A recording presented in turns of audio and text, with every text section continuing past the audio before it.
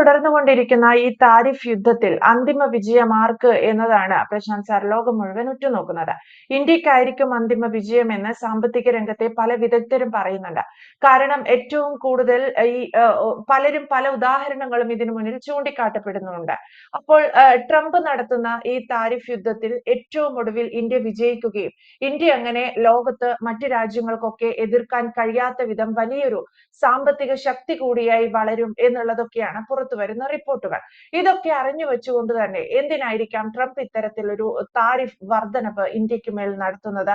Trump ഉദ്ദേശിക്കുന്നത് എന്താണ്? ഇത്തരത്തിലൊരു പരാജയം തന്നെയല്ലേ ട്രംപിനെ കാത്തിരിക്കുന്നത്?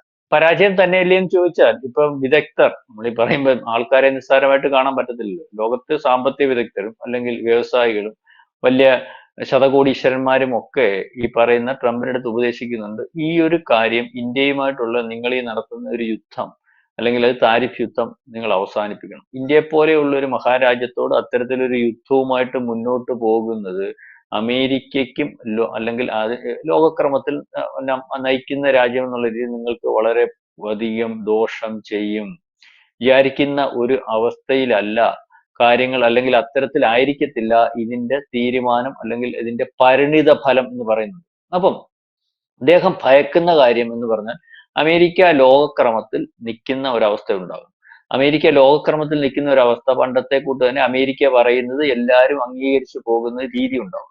അപ്പം പണ്ടേ ശീതയുദ്ധ കാലത്തിന് ശേഷം ഉരുത്തിരിഞ്ഞ രണ്ട് ചേരി ഉണ്ടല്ലോ, ആ ചേരിക്കകത്ത് ഇപ്പോഴും ചേരിതിരിവുണ്ടെങ്കിലും ഈ പറയുന്ന അമേരിക്കയ്ക്കെതിരെ നിൽക്കുന്ന ചേരിക്ക് എപ്പം നോക്കുമ്പോഴും ശക്തി ഉണ്ടാവുന്ന ഒരവസ്ഥയിൽ അല്ലെങ്കിൽ അത്തരത്തിൽ ഒരു കൂട്ടായ്മയോ ശക്തിയോ വരുന്ന സമയത്തല്ല അമേരിക്ക ഏതെങ്കിലും രീതിയിൽ അതിനെ തകർക്കുന്ന ഒരു രീതി ഉണ്ടായിട്ടുണ്ട്. അതുകൊണ്ടാണ് ഈ പറയുന്നത് പോലെ ഇപ്പോഴും അത്തരത്തിലൊരു നീക്കം നടന്നത്. അതിനകത്ത് ഈ നീക്കത്തിനകത്ത് രണ്ട് കാര്യമുണ്ട്. ഒന്ന്, അമേരിക്കയ്ക്ക് രക്ഷപ്പെടണം. അമേരിക്ക നമ്മൾ വിചാരിക്കുന്നത് പോലെയല്ല.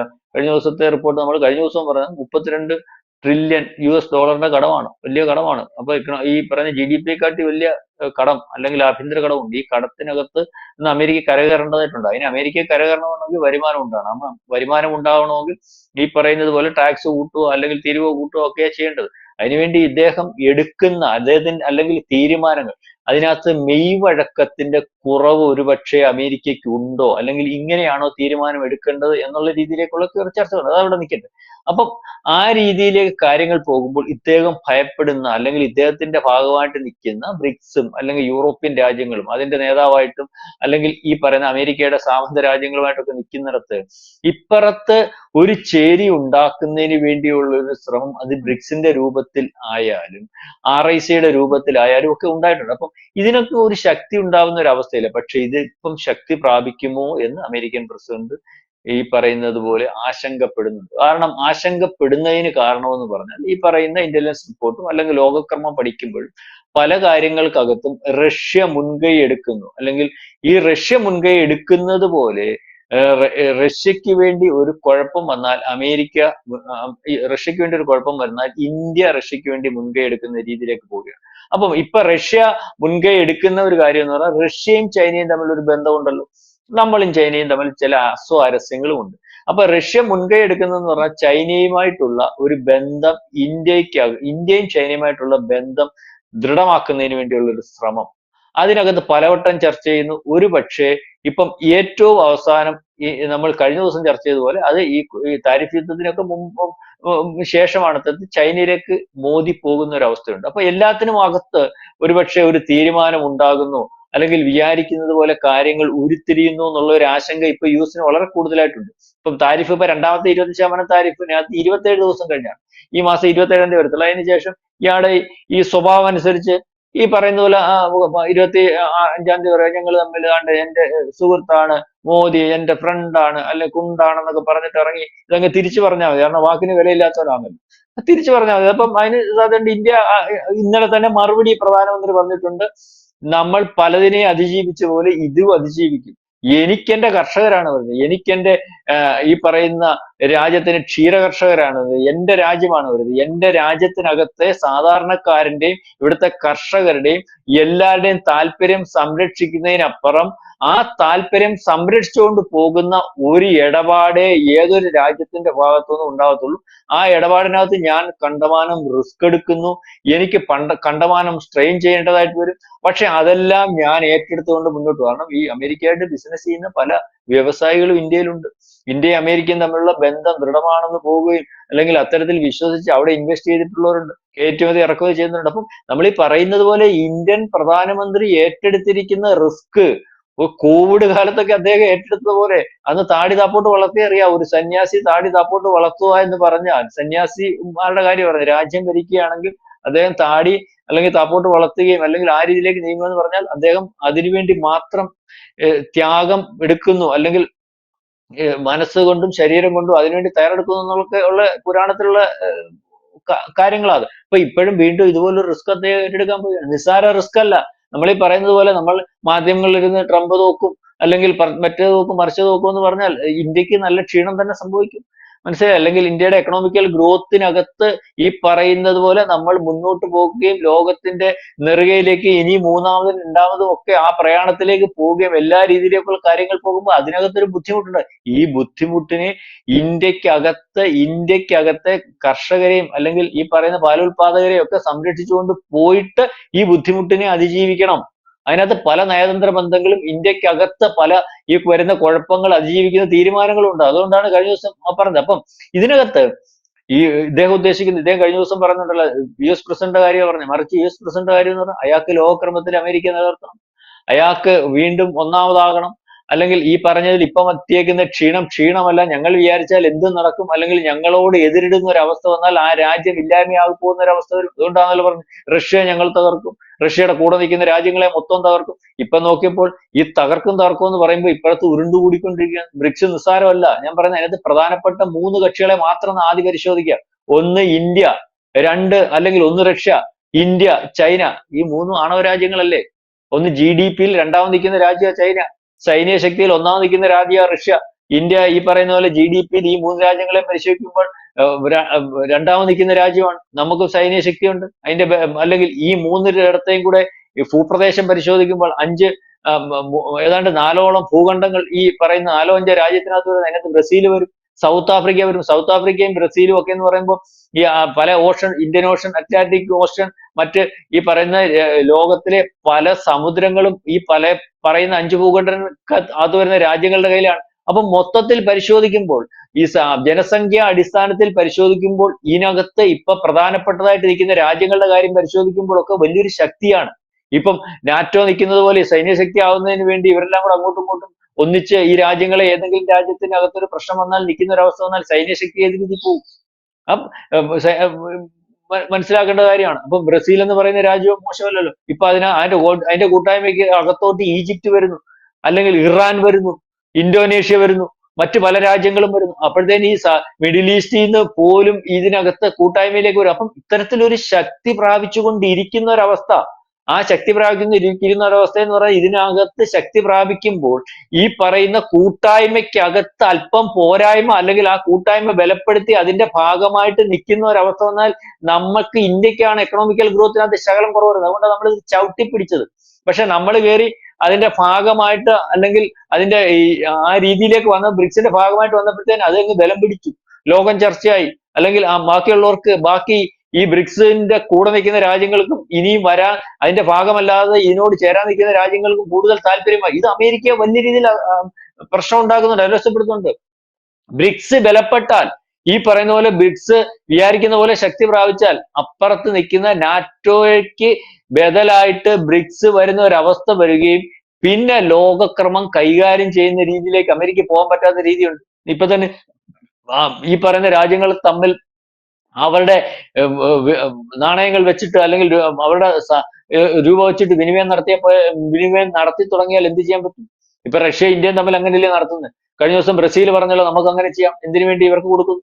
അപ്പം അതോടുകൂടി ഡോളറിന്റെ കാര്യം പോകും. ഡോളറിന്റെ കാര്യം ഈ ലോകത്തെ ഉള്ള രാജ്യങ്ങൾ തമ്മിലുള്ള വിനിമയം ഡോളറിൽ നിന്ന് മാറുന്ന ഒരു അവസ്ഥ വന്നാൽ, അല്ലെങ്കിൽ ഇപ്പൊ തന്നെ മാറി തുടങ്ങിയിട്ടുണ്ട്. അമേരിക്ക പിന്നെ ഈ ലോകത്തെ നമ്പർ 1 ആയിട്ടും അമേരിക്കയ്ക്ക് നിയന്ത്രിക്കാൻ പറ്റുന്ന ലോകക്രമവും അല്ലെങ്കിൽ ഡോളർ ഇഷ്ടമുള്ള അച്ചടിച്ചിട്ട് എവിടെ വെച്ചാലും അതിന് വിലയുണ്ടാവുന്ന ഒരു അവസ്ഥയൊന്നും ഉണ്ടാവത്തില്ല.